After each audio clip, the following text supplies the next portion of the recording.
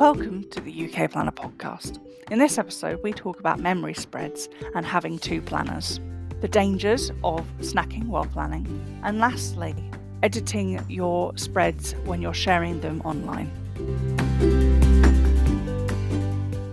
Hi, I'm Ash, and on my southwest is my wonderful part-time co-host, full-time, the person who, let's be honest, does all the really good content for this podcast, my wife, Ari. So you're just Ash? You're not going to introduce yourself the rest of the way? I'm just Ash. Da, da, da, da, da, da, cash. Da, da, da, da, da, da, mash. Da, da, da, da, da, da, hash browns. Okay, so money and two forms of potatoes. Yum. I am having one of the worst weeks you can have as a planner because I've had a super crazy busy week, but I have no idea what I've done this week. Just use a big sticker in the center of the page. I can't do that for every single day this week. Who's setting these rules? Me! Well, then you can break the rules. How big will this sticker have to be to cover an entire Hobonichi, daily page? Approximately half of an A4 size sheet of paper, therefore an A5. Now that's an idea for some sticker shops. I think you should do huge stickers that are just like a graphic of I have no idea what I did on this day. You know. I bet you if we looked hard enough, we would find some. Oh my god, I bet you we would. Right, that's it. That's what we're doing. After this episode, I'm going to go shopping for I've forgotten what I've done today stickers. So what do you usually do when you've forgotten what you've done in the day? Or a whole week? Because you can't do that just for the dailies and then leave the weeklies blank. Or do you just leave bits blank? I'm going to be honest, I'd leave stuff blank sometimes. Last year, I had a really big dip in my mental health, and I just didn't plan for a couple months straight. And those pages now are my test pages for when I need to see how an ink runs on the paper, how long something takes to dry, if I'm trying to get a correction tape working again that is really hard.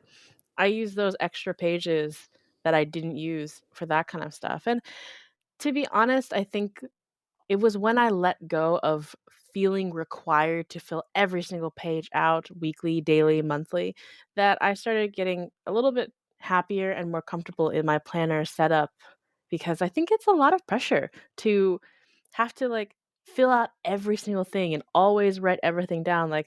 At the end of the day, if planning becomes something that feels like a task that you have to do, it no longer serves the purpose. And I've kind of ended up doing probably what you are trying to avoid, where, for example, I'll have a spare hour and I'll be like, oh, and before I'd be like, oh, well, what do I fancy doing? And now I'm like, well, I might as well finish my plan. I need to catch up on my plans. Oh my goodness, So suddenly I'm like, oh no, I have to plan. When it turns into something that feels like a task, feels like something that I'm just checking off of a checklist, ironically, probably in the planner, it's no longer fun. And I think that for me, I really want it to be a fun, creative space. And to be honest, I feel so much better just doing it when I feel like it.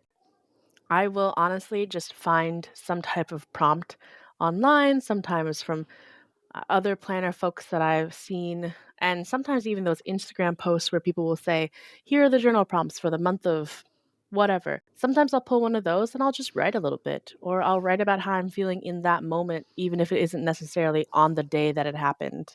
And that's where I get to write a little bit more freely than just say, oh, I had a meeting here, I took the dog for a walk, I made dinner. Sometimes I use my daily pages as just spaces to write about things that I'm thinking about. And I'll maybe put a note of when I was actually making this journal log, I guess. But if there's some pages that aren't used, that's okay too, in my opinion. I think I really struggle with that because last year, the year of 2023, I had a Muji planner which was it looked a bit like a Hobonichi, but it's only the monthly and the weekly section. There's no daily section. I had that for the entirety of 2023. And then I had a Hobonichi that cousin that only went from like July to December. What's it called? Is it the Techo? Hobonichi Techo is the, like, original size, the A6 size of a Hobonichi. We're in the Hobonichi Avec Cousin, which means there's 2 books for the full year, so they're a little bit thinner. Mm. Yes. Last year I was in the Hobonichi Avec and the Muji planner that looks very similar but doesn't have the daily pages and is a whole year. And because I kind of had those 2 planners and I completed it, I was like, oh my God, this is the first ever year that I have not missed a day in my planner, or I've gone back and like, filled it in. And I was like, I felt so great. But then what I didn't realize was that then came with all of this pressure of, oh, well, I've now shown that I can do it.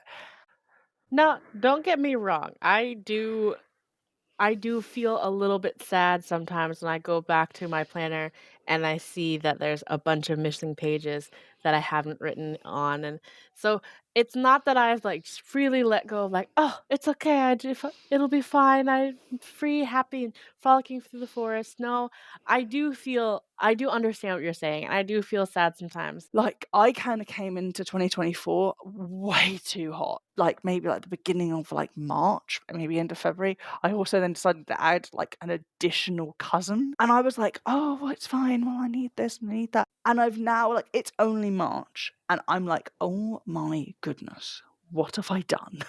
Yeah. Like, I feel like I have set myself too big of a task to fill out all of these planners every single day, multiple sections, but also I am not somebody who can leave blank pages. It bothers me. It bothers me because essentially what happened was I decided that one of my planners was only going to be a Coffee Monster Co. planner because I was like, oh, you know what?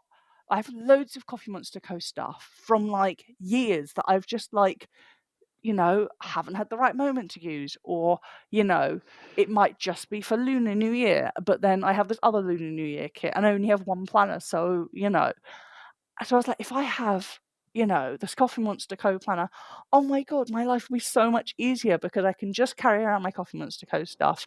And, I get very stressed by choices. So I'm like, but if I just narrow it down to just one shop, a shop that I love, I'm going to be like so happy.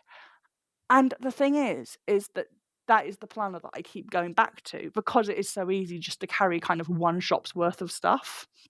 Like, Mhm. if I'm like setting up, and I carry, like, again, I travel, I sound like I'm traveling around the world with my planner. I'm not. I'm talking about like taking it from like the living room into the bedroom, you know? Like, maybe like if I'm going crazy, I'll go to my mum's house and like, maybe bring my planner stuff with me. But then I was like, oh, but I've got this something like maybe someone's given me a kit here, or like somebody's doing a sale and oh, I really like that sticker. And then I'm like, oh, but I don't want to wait a whole year. So okay, I'll buy another planner. But then like I'm now like thinking, oh well, yeah, I can like handle 2 planners. I can't. Because the thing is, when I had the Muji planner, I was only like doing like, the weekly and the monthly bit, which is really quick, but doing a whole daily page, that takes time. And sometimes I have really good days with it where I'll just be like, I have no idea what I did that day because I'm back planning from like a month ago and I really like this one sticker that I got from Emily Harvey. So I'm just doing a whole spread based around this one sticker. And sometimes, like, for example, after we came back from the Southwest Planner Club, Emma from what was then Plan, Inspire, Create, now is Sunshine Lane, had done a workshop. And I ended up not using her sheet of stickers that she had kind of given out for this workshop for the workshop because I was like, oh no, it's too pretty. I need to use it in my actual planner. So I was like, I'm going to save this. And I was like, oh, this is perfect. I'll use this sheet. And I did, and it was great. While, yes, I absolutely understand what you're saying, because there's times where I will go back, especially if I've had a hard week, and I will literally be like, "What happened those days?" I have no idea what happened those days. And for that, sometimes, honestly, the nice thing about living with another person who likes planning is I can just cheat and go to your planner and see what happened. I do think that that makes a big difference, which is honestly for me because I also have a Hobonichi original, a Hobonichi Cousin, and Hobonichi AVEX system. I honestly have not been filling out any of the weekly pages in either of the Hobonichis since mid-February. It's really only been working in the daily pages, and I'll be honest, I don't really use monthly pages that often because I don't find them helpful. Particularly, I don't find them helpful in planners that have a Sunday start and then Mm. weekly pages that start on Monday because my brain just, I don't know why. It just boggles my brain when I can look at a week and it starts on Monday, but then the monthly starts on Sunday and I'm just like, it doesn't match anymore. I don't know. Let me know in the comments or on our social what you think about this because my brain, for some reason, just cannot handle it. Like the shift of a single day. I don't know why. It just can't. The thing is, I don't understand if you love kind of doing daily pages, why you don't have like a stalogy or something. Do you want the nice answer or do you want the honest answer? I want the honest answer. The honest answer is I am too lazy to write out what day it is every day. I like having it set up for me already. Like, don't get me wrong, I was in a bullet journal for a long time, and there was a time in my life where I was, like, writing really fancy Saturday, 27th of February, but now I'm tired. Like, you know me in my everyday life, and anybody else who knows me in real life knows I am regularly a tired person. Therefore, the simple act of writing the date and the day of the week for some reason is just something I don't want to do. Like, and I own a Stalogy, and Ash, you know this. I physically own a Stalogy book. I'm pretty sure I own an A5 size, and I think at one point in my life I was gifted an A6 size, and yet I use neither of those right now. Maybe next year I will move into them and just live my best writing the date in everyday life, but for now, I'm too tired. So funny. So, the nice answer is I really like the setup, and truthfully though, I really like the paper of the Hobonichi and the aesthetic of the Hobonichi. I think next year I will consider going back to the Muji planner just because I do like the setup of the weekly more in the Muji planner than I do in the Hobonichi, but Mm. um, I think for sure I will not be getting 2 cousin-size Hobonichis at the same time.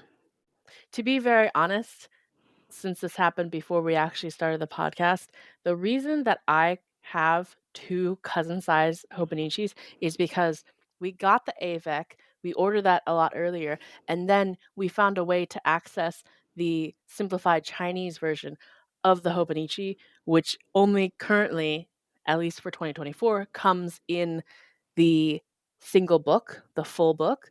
So I got that one too because I really wanted the simplified Chinese. If I could go back in time, I probably actually would not have gotten the AVEC and just gotten the simplified Chinese. I thought my oh no, is it my A6 is a simplified Chinese, but they don't do a simplified Chinese cousin. No, they do. They have a simplified Chinese cousin. They don't have a simplified Chinese in AVEC, which is the 2 books. And I like the AVEC because honestly, if the book gets too chunky, I have a hard time writing in it. So that's why I like splitting it up. And the excitement of getting to set up a new planner mid-year is enough Mm. dopamine for me to get back into planning if I've fallen off the wagon, I guess.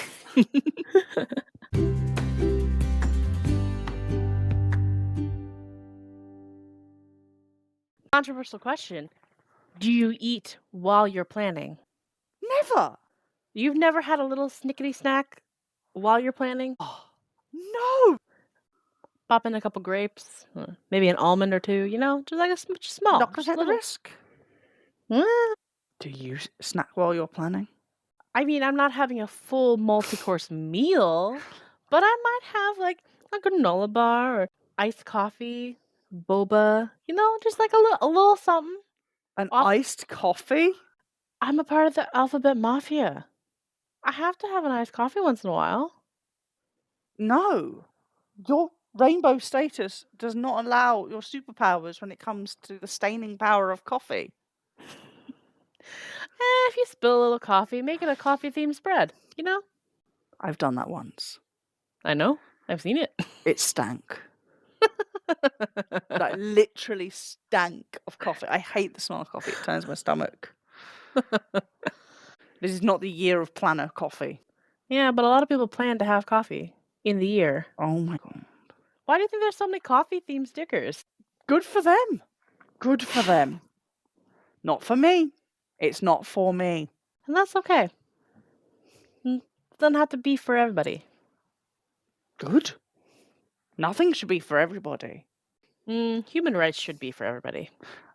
Yeah, yes. Yes. Yes. Yes.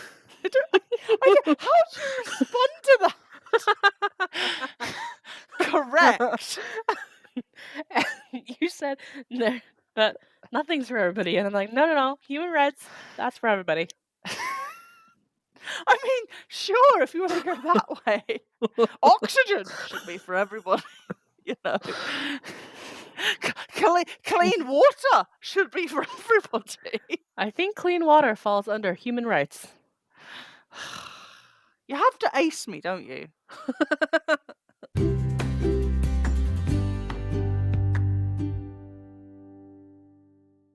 So I think that when I know that I'm going to post something online or when I intend to, even if it doesn't get online, because to be honest, haven't posted online in a hot minute. But when I think that I'm going to be posting something online, I do think to a degree I censor out some stuff because, to be very frank, there's some things the world doesn't need to know.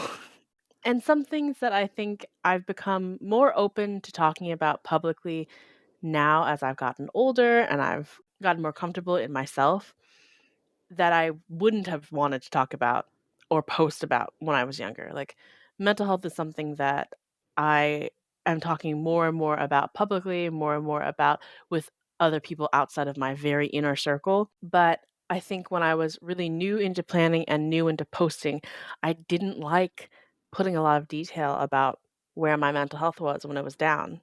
So I think, in a way, because you know that it's gonna be seen and it has the potential to be seen by anybody. Like, it could be seen by colleagues at work, it could be seen at people that you go to school with, people that you see on a regular basis, people you honestly might not want to know about whatever it is you could be talking about, or sometimes they could be the problem.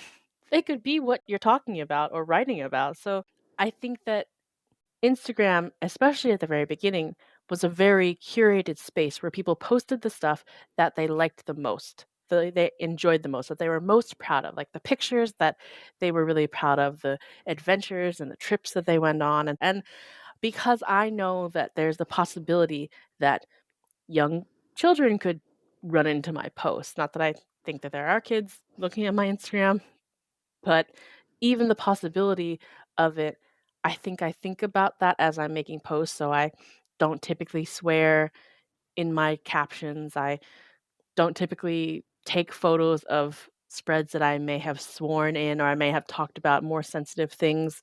I guess I want my page to feel like a safe place for anybody to go, so if there is something that I'm talking about that might require a trigger warning, I would include it in my caption, or maybe I would like cover that part so no one can see it in a picture, just because I don't ever want someone to go onto my page and run into something that's really caused harm to them. Even though I may not have intended it, if it does end up causing harm, I do feel a little bit of responsibility because it is a public page.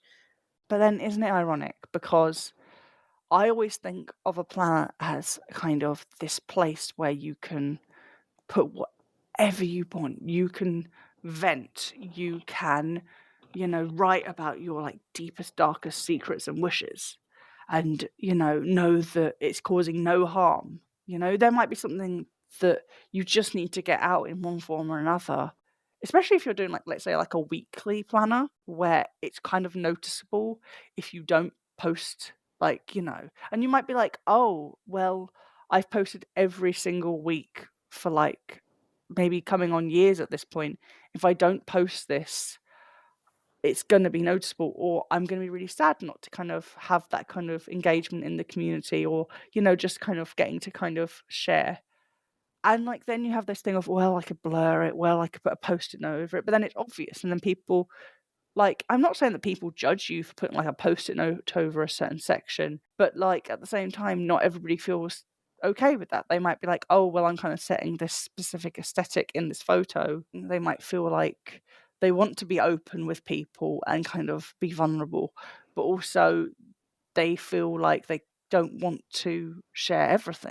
I do see what you're saying, and I think that it's part of the reason why I have a journal and I have a planner, and my planner is much more just what happened, ticket stubs, like cutouts from things that we've done and all that kind of stuff because those are very neutral. It's just like this is what I've done. This is what's happening in my life versus in my journal, I don't tend to post those, or if I do, it's one that's, I guess, for lack of better words, tame, because at the end of the day, I know I'm making this choice to publicly share something.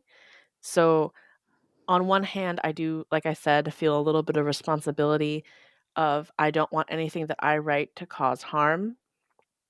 And on the other hand, at the end of the day, if I'm putting it out into the world, I'm acknowledging that I'm okay that other people know these things about me or know like what's going on in my head.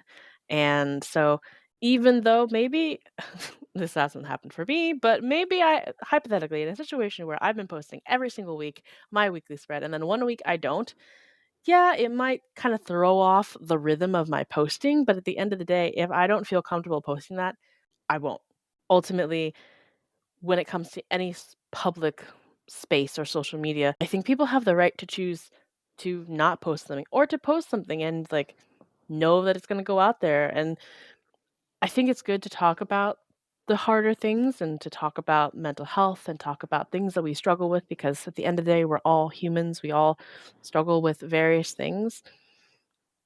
And I think there's ways to do it responsibly where we are acknowledging whatever's in here could be challenging for someone else to read while also being as open as we choose to be. And I think that everyone gets like the right to be as open as they want to be, if that makes sense. No, that makes sense. For some people, posting on, let's say, like a Sunday might be like a huge part of their kind of like social circle or their social kind of dynamic. So to then kind of go, well, I don't feel comfortable sharing this spread, they might be like, oh no, if I don't share it, then, I kind of miss out on all the kind of social things I get from posting. Or they might be like, oh, well, if I post something without this section, or if I put a Post-it note over it, I might look like I'm trying to hide something, or I might be like, it might not match the spread that I was doing. Maybe I don't have a Post-it note that kind of goes with it, so it kind of sticks out. I might take a pen or something that I used in the spread and place it just so that people's names are covered or certain things are covered in the post so that I can still enjoy posting it if I'm proud of the way the spread looks, but keeping a little bit of that to myself because of privacy reasons, you know? I think we all are very hard on ourselves because as much as it's lovely to share and be open, I think that we all look at ourselves in such minute detail. And, if, like, for example, we're posting something, we all look at it in such detail, but people don't see it in the same detail you see it. People don't spot things that you have spent maybe 20 minutes creating, like a photo. People won't do it. People will not spend 20 minutes looking at your photo. They will be like, oh, this is lovely, or oh, cool, that's nice. People don't generally, maybe I have like this too positive look at the world, but I don't think anybody looks at something on Instagram, for example, to be mean. I think people just, they're looking for inspiration, or they want to see what their friends are doing.